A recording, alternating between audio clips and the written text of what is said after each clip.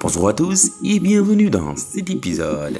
Aujourd'hui, je vous montre comment télécharger des modèles numériques de terrain dans n'importe quelle zone géographique du monde. Et cela de façon très simple et très rapide. Au-delà de cette simplicité, j'adore cette méthode car elle est performante.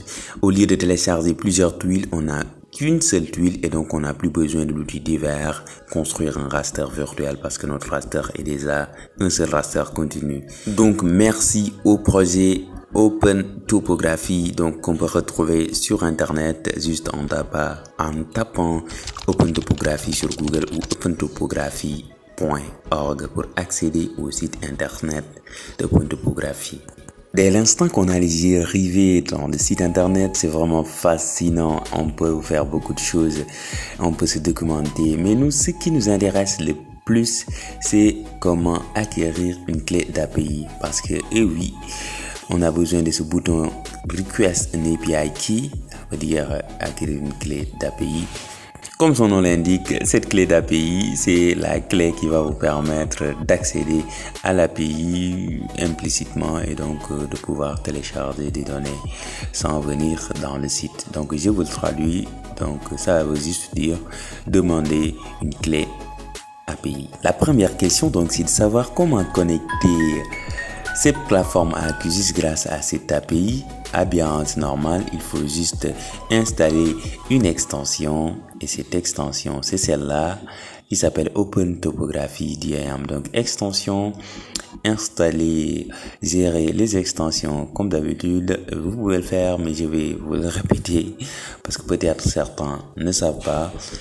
Donc ça prend du temps, donc je peux venir, je copie le nom Open Topography, là c'est en lien, donc ok, bon, si vous ne pouvez pas l'écrire, je veux dire, parce que dès l'instant que vous commencez même à taper, donc j'efface ça, quand je mets Open Topo, simplement, donc déjà je vais voir, donc l'extension est là, je clique, je sélectionne, et je vais simplement lire la description si je veux.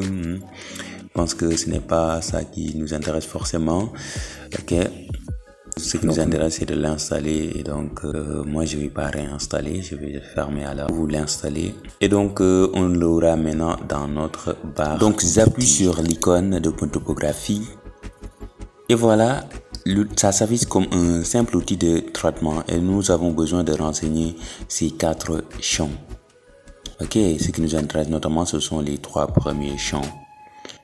La première chose à faire serait par exemple de choisir le type de MNT que l'on veut, par exemple SRTM 30 mètres, moi c'est ce que je choisis d'habitude. Ensuite on a besoin de choisir l'étendue de notre zone d'étude. On va dire au logiciel, nous voulons que tu télécharges le MNT sur cette zone d'étude. Donc si je veux, je peux simplement prendre l'étendue du canevas de carte en faisant simplement un clic.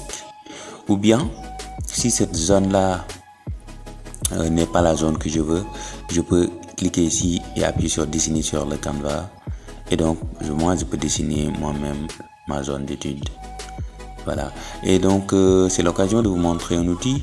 Là, si je pense, c'est pas au Pérou ou à Silly, je peux aller en bas au niveau de la barre de localisation, appuyer sur le signe supérieur, faire un espace. Allez, ça va tourner un peu. Et donc, moi, je vais rechercher une autre zone d'étude pour basculer, pour aller directement au niveau de cette zone d'étude. Comme quand vous naviguez dans Google Maps, OpenStreetMap, etc.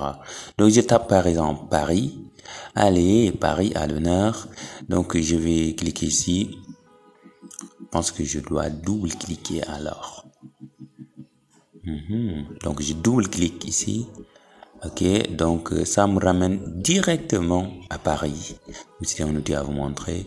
Et donc on peut dire que c'est ici notre étendue. Donc je rouvre, je vais prendre l'outil dessiner. Et cette fois-ci, bon, je vais prendre un petit espace, par exemple le bois de Boulogne ici. Ok, le SRTM, j'avais dit 30 mètres. Qu'est-ce que je fais? Alors output, j'en ai pas besoin. J'ai besoin d'une clé d'API. L'intérêt est que quand on a déjà une clé d'API, elle se retrouve toujours là. Si on n'en a pas, c'est ce que j'avais vous montré. Donc, on retourne sur le site Open Topography. On va cliquer simplement sur le bouton demander une clé d'API. Mais pour la première fois, il faudra d'abord créer un compte. Donc, si vous allez sur My Open Topo, Vous allez voir, ça va vous demander de vous connecter au niveau de cette page pour pouvoir voir votre clé d'API. Et donc, je vais pas vous montrer la création de compte, je pense que ce n'est pas nécessaire, vous pouvez essayer. Donc, je vais essayer de me connecter avec, voilà, mes identifiants. Et je vais simplement m'identifier.